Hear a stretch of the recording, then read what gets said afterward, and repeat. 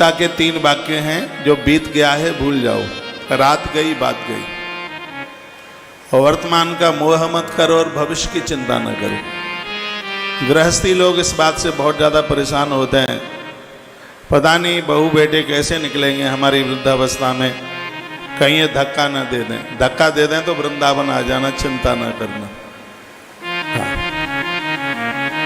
ऐसी नकारात्मक सोच बिल्कुल मत रखिए। गीता कहती है भविष्य की चिंता न करो, वर्तमान में तुम्हारे पास जो है वो सब भगवान का दिया हुआ है, और भगवान का ही समझकर उसको प्रसाद रूप में आप प्रयोग कीजिएगा, आनंद हो जाएगा।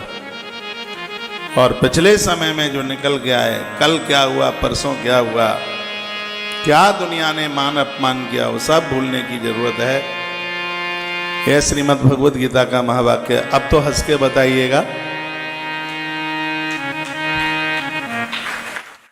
If your skin looks like this, you need this moisturizer.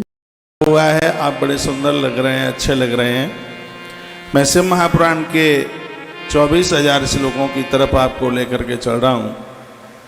कल आप बड़ा अद्भुत सुन रहे थे इस ग्रंथ का महात्म्य। शिव, शिव का अर्थ है जो कल्याण कारक है, शिव जो कल्याण प्रद है। 3 शब्द हैं, सत्यम, शिवम और सुंदरम। तो सत्यम, हम अधर्म और अन्याय के रास्ते की तरफ ना चलें। शिवम, हम कल्याण के रास्ते को स्वीकार करें, और सुंदरम, हमारा जीवन भक्ति युक्त निकले। माइक नहीं आज। 3 शब्द हैं, सत्यम, शिवम और सुंदरम, भगवान महादेव के ही मुख से निकले हुए हैं। और ऐसे भगवान की कथा हम सुन रहे हैं जो हमें अज्ञान से बचाता है। ऐसे प्रभु की हम कथा सुन रहे हैं जो हमें कल्याण की तरफ लेके चलता है। और ऐसे भगवान की कथा हम सुन रहे हैं जो हमें भक्ति प्रदान करता है। हमारे मध्य में बिहार की धरती श्री गया जी से श्री बलवंत भाई पांडे, आपका भी आना हुआ है। पवित्र व्यासपीठ से बड़ा आदर है आपका, बहुत बहुत मान। कल आप चंचुला की कथा सुन रहे थे। गलती कितनी भी बड़ी हो जाए, बात को ध्यान से सुनिएगा, गलती कितनी भी बड़ी हो जाए, लेकिन जिस समय व्यक्ति गलती को स्वीकार कर लेता है, परमात्मा उसको क्षमा कर देते हैं, माफ कर देते हैं। कितनी भी बड़ी से बड़ी, यहां तक 1 करोड़ ब्राह्मणों का भी वध हो जाए, ब्रह्म हत्या बहुत बड़ी हत्या है।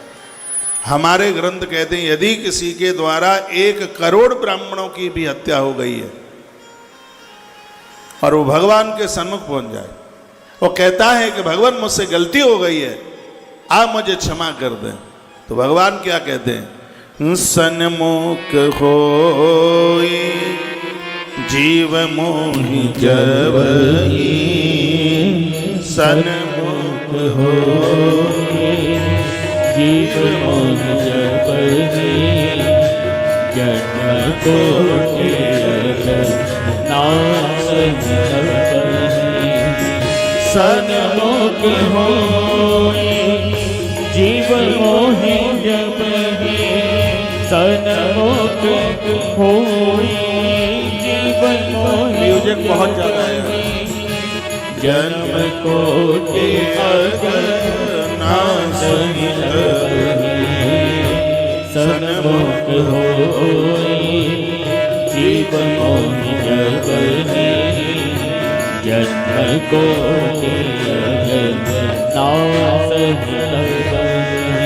रामायण में भगवान प्रभु राम का बड़ा अद्भुत वाक्य है। शरण गए प्रभु ताहि न त्यागा, विश्वद्रोह करत अग जही लागा। दुनिया का बड़े से बड़ा अपराध, अग मीन्स पाप, यदि किसी को लगा है और वो भगवान की शरण में आ जाए, परमात्मा उसको माफ कर देते हैं। धरती पर ऐसा है कौन जिससे गलती न हुई हो?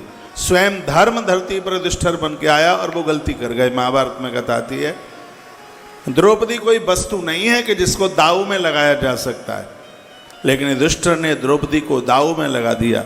गलती की थी और उस गलती का प्रायश्चित धर्मराज युधिष्ठिर 12 वर्ष तक वन में करते रहे। यदि वह प्रायश्चित ना करते होते तो युद्ध वो कदापि बिल्कुल जीत ही नहीं पाते। इस धरती पर जो आया है उससे गलती होती है, लेकिन गलती का प्रायश्चित होना चाहिए, गलती का एहसास होना चाहिए, गलती की स्वीकारता होनी चाहिए। ऐसी ही कथा कल आप सुन रहे थे बिंदुक और चंचुला की। चंचुला बिंदुक ब्राह्मण की पत्नी है। बिंदुक के अंदर ब्राह्मण का कोई लक्षण नहीं था। सिर्फ हम जाति से ब्राह्मण हो जाएं इतने से काम नहीं चलेगा। ब्राह्मण का लक्षण होना चाहिए, ब्राह्मण का गुण होना चाहिए। व्यक्ति कौन सी भी जाति बिरादरी का है, उस जाति के लक्षण और गुण उसके पास में होने चाहिए। तो बिंदुक तो बहुत बड़ा अपराधी था, ऐसा कोई धरती का पाप नहीं जो उसने ना किया हो। और उसकी पत्नी पूर्व में बड़ी धर्मात्मा रही, लेकिन खोटे लोगों का संग पा करके वो बिगड़ गई। मेरी व्यासपीठ का एक वाक्य है, घर में बहुएं आ गई हैं काम करने के लिए, अगल बगल में पड़ोसन के यहाँ घूमने के लिए मत जाइए, फालतू की बातें मत कीजिए। या तो एक मंडली बना लो, नाम रख दो गोपी मंडल, कभी उसके यहाँ कीर्तन, कभी उसके यहाँ कीर्तन, कभी उसके यहाँ कीर्तन। ऐसा नहीं है घर में बहू काम करने को आ गई है सो बातें छौंकने के लिए इधर उधर बैठने के लिए जाए। इधर उधर बैठने के लिए जाओगे, बुराई करोगे, आलोचना करोगे, और आलोचना करने वालों को चमगादड़ का रूप मिलता है, ऐसा ग्रंथों में वर्णन है। आलोचक बिल्कुल भी नहीं बनिएगा, संगति अच्छी रखिए, अच्छे लोगों का साथ कीजिए।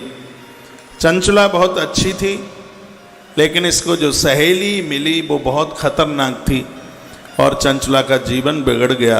इसने कुकर्म किए, बहुत गलत काम किए, पति की मृत्यु हो गई। और यह उस तीर्थ में पहुंची जहां एक शिवालय में भगवान महादेव की कथा हो रही थी। ये महात्म्य देखिए इस कथा का। और उस दिन वही प्रसंग चल रहा था कि जो स्त्रियां पराये पुरुष के साथ संबंध जोड़ करके अपराध करती हैं उनकी क्या स्थिति होती है, वही प्रसंग चल रहा था। आंख में अश्रुपात होने लगा, रोने लगी, बिलखने लगी, अपराध का प्रायश्चित होने लगा।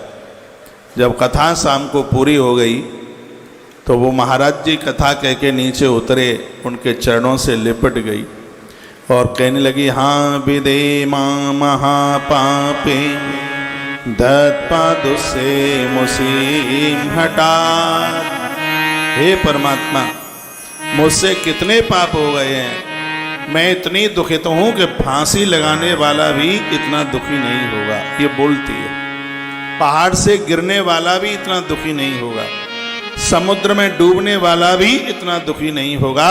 सूल प्रोतस्य शैलाग्रात पतंत्या तुंगतुद्वजा लिखा हुआ है। पहाड़ से गिरने वाला, फांसी कंठ में लगाने वाला, वह भी उतना दुखित ना हो जितना कि दुख में मुझे है। और कहने लगी कि मैंने तो इतने पाप किए कि अश्वमेध शतम कृत्वा गंगा स्नात्वा शतम क्षमा न सुधीर्जायते प्रायो मत पापस्य गरीयस। कहती है कि